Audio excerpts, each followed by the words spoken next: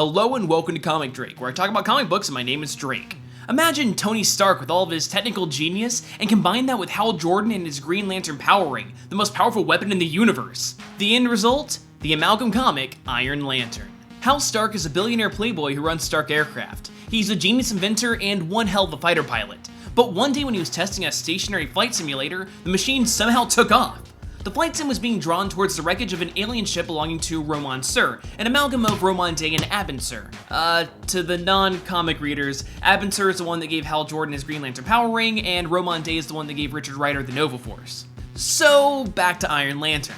When Hal Stark's flight simulator crashes, his chest is impaled by a shard of metal. Roman Sur died in the explosion, leaving Hal all alone, quickly bleeding out from his wound.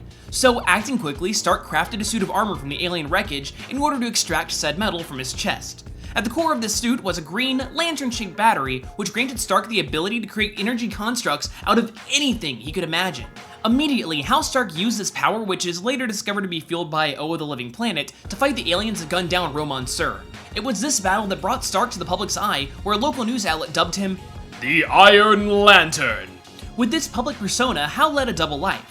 By day, he operated Stark Aircraft with his associates Pepper Ferris, an amalgam of Pepper Potts and Carol Ferris, Stuart Rhodes, an amalgam of John Stewart and Jim Rhodes, and Happy Kalmaku, an amalgam of Happy Hogan and Thomas Kalmaku. When trouble rears its ugly head, Hal Stark would take to his office and tell his computer the secret code, in brightest day. This activates the counter code, in blackest night. And finally, no evil shall escape my sight.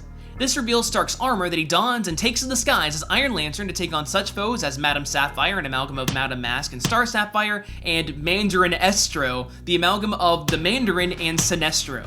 That's basically everything we know, since the Iron Lantern comic is just bland. Really, really bland. If you want to see just how strange it is for yourself, then pick up the one-shot Iron Lantern comic. Trust me, it's at least worth a read for the novelty factor alone. But now it's time to let your voice be heard. If you want a video on the Superman/Captain America amalgam, then click on Super Soldier. But if you'd rather have a video on the Man-Bat-Man-Thing amalgam, then click on Bat-Thing here. But if you want to know more about Amalgam Comics as a whole, I'd recommend clicking on this annotation right here for my video on Bruce Wayne, Agent of S.H.I.E.L.D., or click on this one for an explanation of what Amalgam Comics is all about.